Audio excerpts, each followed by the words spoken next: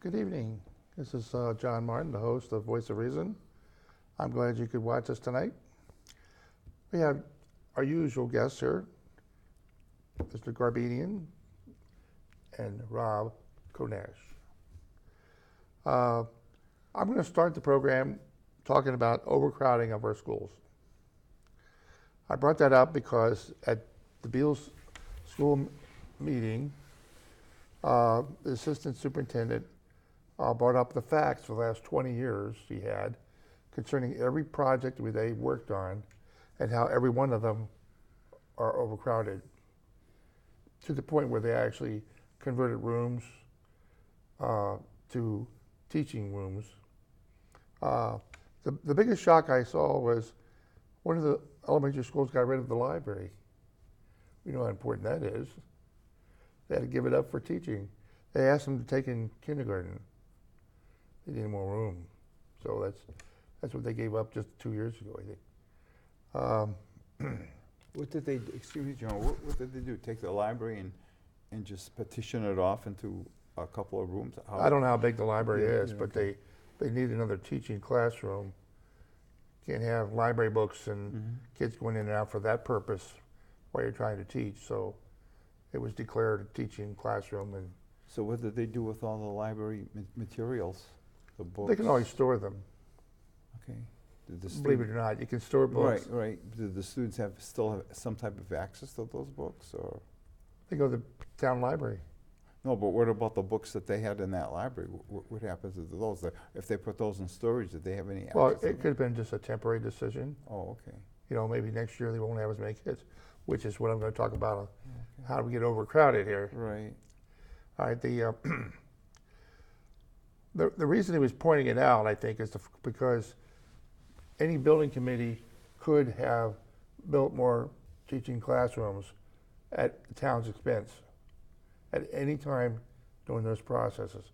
And so we could have had a perfect scorecard where they had enough room for every grade, every student. I don't know how they're going to get through the near term, in that the state just required English learners to have their own language taught to them, which means they're going to need more classrooms. And I don't know how many languages we have in the town.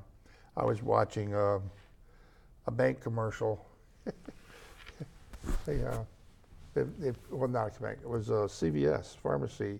Now has languages on their prescriptions that they give in the bottle, 16 different ones. Now, we may not have 16 languages in town, but we have a lot. And of course, a lot means you only have one. If you have to provide that kind of service, then you're really in trouble for space. And they haven't been talking about it, so I'm not sure if we're just going to close our eyes and not meet the requirements from the state because we don't have space. We always do that. Getting back to the overcrowding. I came to town in 1998. I noticed the first years I was here that we built a high school and then an elementary school, and they were changing rooms the first year. That Floral Street ones. As a matter of fact, the town manager reminded all of us that there used to be a teacher's study room or something. As you went in the door on the left, they changed that to a classroom instantly. They changed other rooms as well. They couldn't change too many. They tried to change an art room to a teaching classroom, but it didn't have any windows. And so they brought up the fact that the state requires them to have daylight, certain percentage come into the room, every room that they're teaching in. So they decided they couldn't do that. But they squeezed that building every way they could. Overflow went to Bill's school. At one time, they had as many as 4 classes being taught there from Floral Street students. Floral Street students were there. I think the last time I remember, like they only had two classes. So I think there's there's a wave in population that we go through, and we're currently in a downward trend in elementary schools. But they still say that we're really in trouble in the middle schools and the high schools because that's the wave is up there, their age range. So keep in mind that even though you might get a good target today, it could be moving on you. And I remember they had overflow in schools within the first month that they were open. Because see, they took the numbers maybe 2 years before that to design the building and produce the building. By the time they got it doors open, you had 2 years worth of growth. You can't keep up with a moving target like that. It's not fixed. It's not like a school district that never has growth. And you can tell because they never build a house or apartments, and they're not worried about the school because school population is going down. And that's where we got in trouble. The state wants to do these projects as cheaply as possible. So they went to the population center they have in Boston and said, what about Worcester County? Worcester County is going to have negative growth. And they've said that for over 20 years. And it probably is, but there are 5 towns within Worcester County that are growing, and Shrewsbury is one of them. Now, I didn't do much research on this, but somebody brought to my attention that one of these towns that were growing and had classroom problems, they moved school children into the library. So I'm saying, well, we got a very big library now. We can sure use it because it's going to hit us in the face one of these days where we don't have enough room. You can deal with having 1 or 2 more students per class, but when you need a whole classroom full, what do?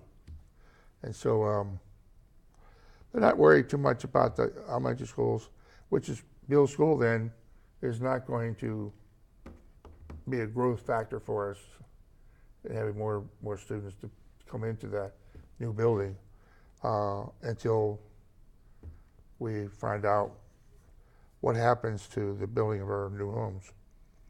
So if you would put up the single-family home permits, I have that. I get this from the building inspectors.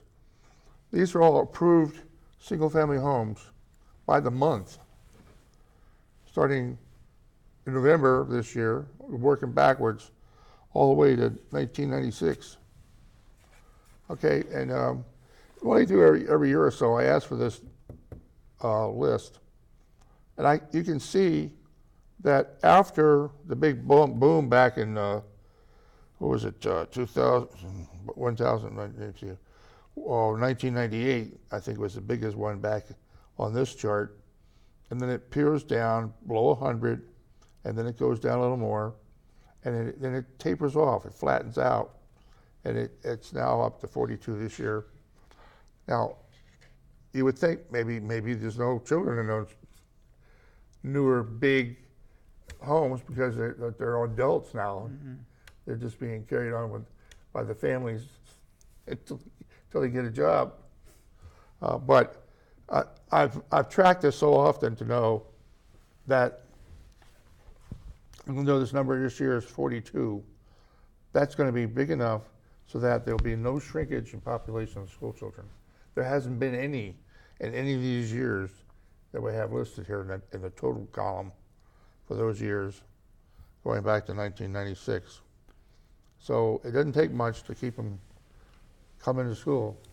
I wonder, John, if there is any way of correlating the total number of new single-family home permits per year, the total, with the additional students in the school population, or with the total school population. Does the school population seem to increase as this increases? Yeah, but the increase has been smaller. Right, okay. Maybe 20, 30. All right. It's been relatively modest, but it's sprinkled out over the place. So we can't seem to gain on classrooms. And you could do a big study there because that's what the state does in these building committees. They'll take all the data for what grades kindergarten through the 4th grade, and they'll have all the places that are being built, including apartments, and there are formulas that they believe in. For instance, say a grade 1, since you can't really predict very well, but you can have a formula that says more people stay within the town to go to grade 2, and more people in kindergarten go to grade 1. And so they'll say, yeah, okay, we'll make that factor maybe 80% or 85%. But then they'll say there's a factor that people leave town. That's the part I can't believe in. I don't think anybody leaves town unless they die. And I met many families so far in my career here in town, and they keep their children in until they go to college. And then they're out of the school system locally, but the only reason they left is because they got too old for us. But that seems to be the logic. The middle class people that come here is they're buying a home, they're going to pay on it for 20 years, and keep raise all the kids, and then maybe after that they'll retire or they'll move to another town that's cheaper or something, whatever their thinking is. Or start to downsize their home. Well, you downsize the home that you want, Right. not the one you got. Right. But they have to downsize. Can't get rid of that square footage. Well, just to go off on a tangent, is that in this town, if people own a very large home, and suppose they have 3 or 4 children, and then when the children leave the home, that home is really too big for them, and many want to go into something a lot smaller. Yeah, the women complain there's too much cleaning. Right. Well, or something. not only that, but also just the general upkeep of the home, heating the home, so forth and so on. Well, they still have the mortgage. Right. That's not going down. No, it isn't. So No, it isn't. you'd say, well, we could get a much smaller home and smaller mortgage, and it makes more logical sense to us. But there aren't any new homes available that are small, because everything in town is being built is large. So Very large. I think those people, if they want something really small, the chances of them purchasing it in this town are slim, and that's how they're Well, going to it's move the out of older town. homes. I mean, I'm just right on North Street. The closer you get to town, the smaller those homes are. Right. So if you want a smaller home, somebody's retiring or moving out, you buy one of those. Sure, it's 50 years old, but it's small. But are you going to find? But there aren't that many that are there that are for sale. Oh no, it's a normal cycle as far as selling. That's another thing I learned in real estate. I was a real estate agent. Some people wait until they have a reason to leave. I hate the people that buy a new home and then they can't afford the payments. It's cutting into all their luxury tax money, and so they decide to move out just because the mortgage is too heavy. And you do see turnover. I noticed there's some big houses on West Street in Northborough, and I had a babysitter that lived in one of those, and her parents were 2 doctors, female doctors. So when they decided to retire, they wanted to get the most out of their house. It took them 2 years to get rid of it, and then somebody else moved in. They didn't stay 4 years. For sale signs up, the same house. I know there's different people in it, but they're looking at it as an investment. You can get money back for it and all that, and hopefully more than break even because of inflation of our money and the housing market, et cetera. And so they're trying to sell it. I went through the whole year. The sign hadn't moved. Well, I just want to bring up the fact that there still have been no movement on changing the lot sizes in this town. And I'm very surprised that we are still selling big lots that can be subdivided into these little tiny compartmentalized units. And then when they build a house on it, it takes up 80% of the whole whatever the regulations are. As But long as it's got 10 feet on each side. yeah. So it's a lot size issue, I think, down the line, and these numbers are just going to continue to stay the same unless that lot size is Right. changed at some point. And I don't know what's gonna motivate them to change it. Well, someone has to bring that article to petition. You can bring it up, make a move on it. But why would it take an article? Why wouldn't the people, perhaps the select, I don't know, who Well, there's would be- probably some big landowners in town that don't want this thing moved, don't want this being brought up. But it's not, it's for their benefit, not for the benefit of the town, Right. really. No, I think smaller lot sizes would be to the benefit of somebody that has a few acres, Yeah, it is. It's- because then they get more lots out of it. Right. I have known people that have retired and have, like I said, there's a lot of land behind the house. It's amazing how many lots you can put in there. As long as they have the access to that, it's not a landlocked piece of land, and they can access it. Well, the front house is on Lake Street, and behind it was all this acreage. Used to be a farm, and so there were, I think right next door was a barn. Weagle Farm, and also Harrington Farms, yeah. Yeah. So they tear it up, they get rid of the barn, and they take the water runoff, they lay it out, and then they put houses on the side of each side of it, because they got to have the water runoff. And that was right on Lake Street. I know someone else has a lot of acreage. Almost we leave town on Lake Street. It takes one of our signs all the time. That's SRT signs, not the show signs, not the Voice of Reason. But I've talked to him many years. I think it's his retirement plan. Maybe give inheritance to his family or something. They'll get that and they'll chop it up, sell it as individual housing lots. Because there's a lot of land behind them. In any case, everybody has a different method of having inheritance and wealth and whatever. Well, they want to diversify. They want to have a certain amount in real estate, a certain amount in stocks, a certain amount in IRAs, a certain amount in 401ks. It's just a financial planning and with diversification enough that if one portion goes down, you're still going to have You the still have protection some- of the other right. sides. So, Balance. yeah. I'm balancing. My wife has a job.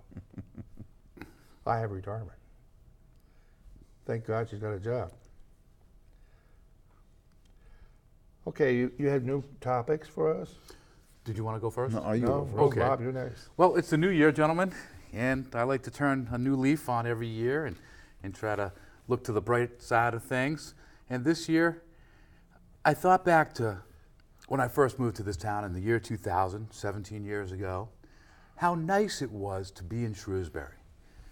How nice the people were, how nice people, polite people were on driving techniques, and people would just say hello to each other on the streets, where I didn't see that as much in Framingham, where I grew up.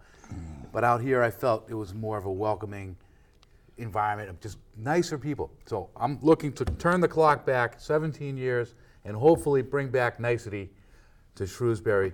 And I've put down my own, I've cast my own little New Year's resolution as to say hello to everybody that I know when I see them at a store, at the gym, So what just you to be need- nice. You Just need a generally dog be to nice. walk through the neighborhood, to poop on your lawn and talk to everybody about my dog, you know. Well, a lot of people don't like that dog poo, so you have to carry your, you got to make sure they they see your dog bag with you. You Yeah. have your bag. Yeah.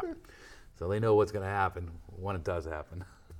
And and that's one of it too. A lot of people do walk their dogs around the neighborhood. So again, if I'm out there doing some lawn work or something, I always try to say hi to the neighbors Speak to them. that are going by, and not have my dog chase them down the road. I would like to have neighbors you haven't talked to in 15 years or more. I haven't even talked to them. I remember they used to be concerned about the trees between our properties.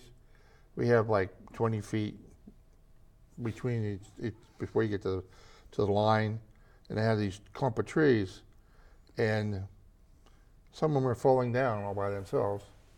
So I decided I would take down those trees. Then I saw my neighbor, because when the guy came out to lay a line out to where the trees are to put in a hedge, he wanted to make sure the hedge was not on his property. And it just so happens that same line, just a few weeks ago, we had the big storm. He had a tree sitting there and it fell right over the line. Didn't hit my house though. Came up 15 feet short, I think, of the house. But we didn't have to talk. The next day, the tree disappeared. He's a good neighbor. Good. Well, we brought to his attention, his grandchildren are using his backyard for sleigh riding and stuff. I think they came over to play that Saturday and told him, well, the tree came down, Granddad, and he got rid of it. So he's responsible, thank God. Well, it's funny that you mentioned that, because I think tree issues are a good reason why neighbors don't talk to each other. Sometimes they're like, well, you've never cut that tree and all the leaves are falling on my yard, and I get branches from your tree. Well, I don't think you don't have much control over leaves. I mean, the leaves just is gonna. They're gonna go. They're gonna blow anywhere. They're gonna blow into your yard, but at the same time, could blow out of your yard too. But you talk about not knowing your neighbors. I think part of the problem is that, and when I recall growing up, and I grew up in Whitensville, during the summertime, everybody was outside at night in the evening, and they were out walking, and everybody saw each other. Even if you didn't walk, everyone was sitting out in their backyard, and next door neighbors would be something like that. They start talking, and everybody just knew each other. It was a very, very closely knit community, and they really looked for each other, and that doesn't exist anymore. I mean, I'm the type of person that if I have some tools and I know somebody's doing a little project, I'm the first one to offer. Hey, Right. can I offer you one of these tools I have sitting around?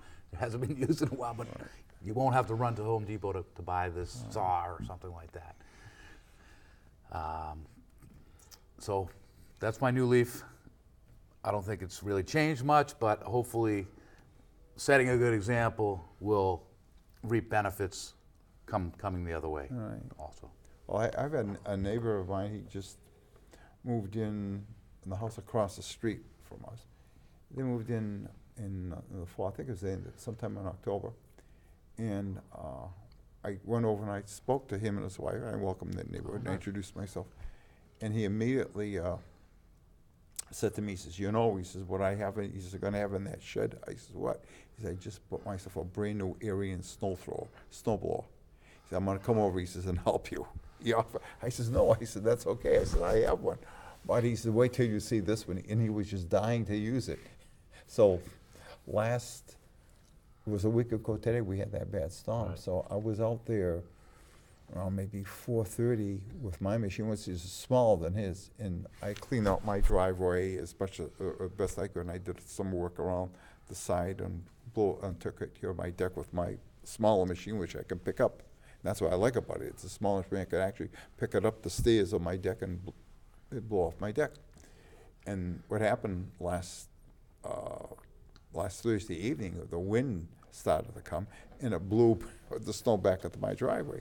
So I went out Thursday morning. I started my machine back in and started cleaning.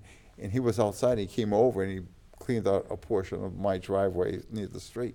It was very nice of him, neighborly, very, Nice. very neighborly. Yeah, that's always nice, especially we don't have the size blizzards. Maybe a few years ago we had the big snowstorm. So that's nice, especially when it comes to people that are getting up there in age like ourselves. It's not as easy as it used to be. No. I want to just bring up one thing real quick that I happen to see.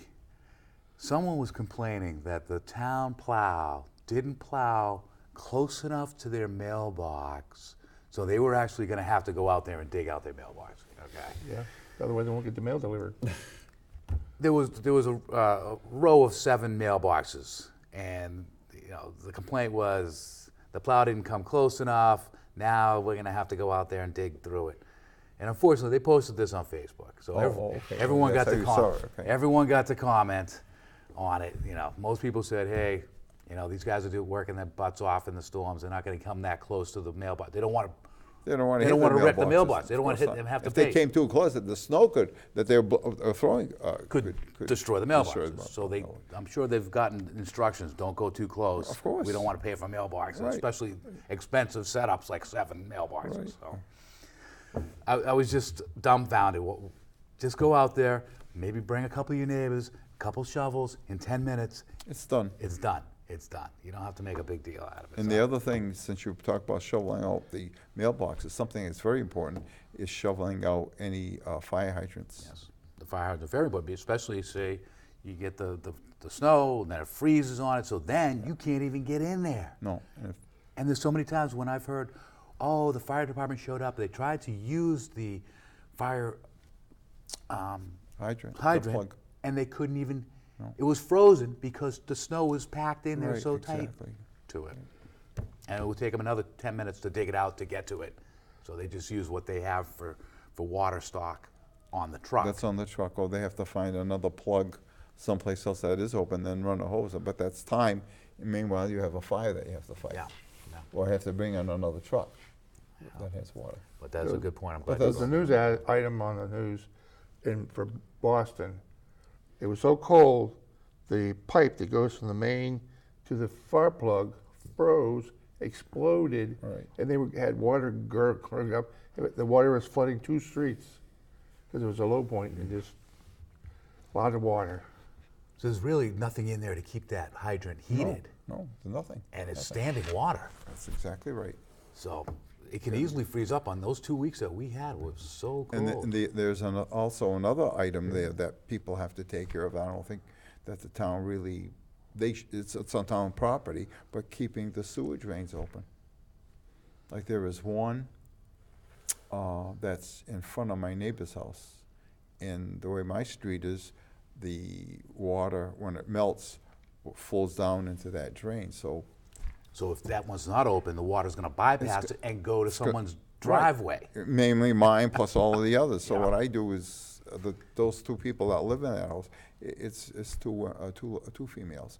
And they have somebody that comes and takes their driveway. And I don't expect them to go out there and do it. So when I'm done, all done my cleaning, I will clear up, go into the street and clear a path right down to that sewer. It's usually all covered over, but I know exactly where it is in line with their house. There was a certain spot in their house that I know exactly, and I'll stop right there, and I'll just keep on with my blower and clean it out, and then I'll take my shovel and clean it. And then I'll, one more time, keep on shearing the snow from the street onto the sidewalk area, which they don't clean anyhow.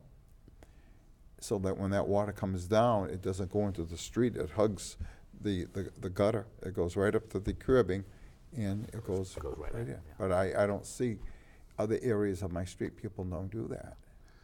And really quick, if you do have a dog, remember, please clean up after your dog.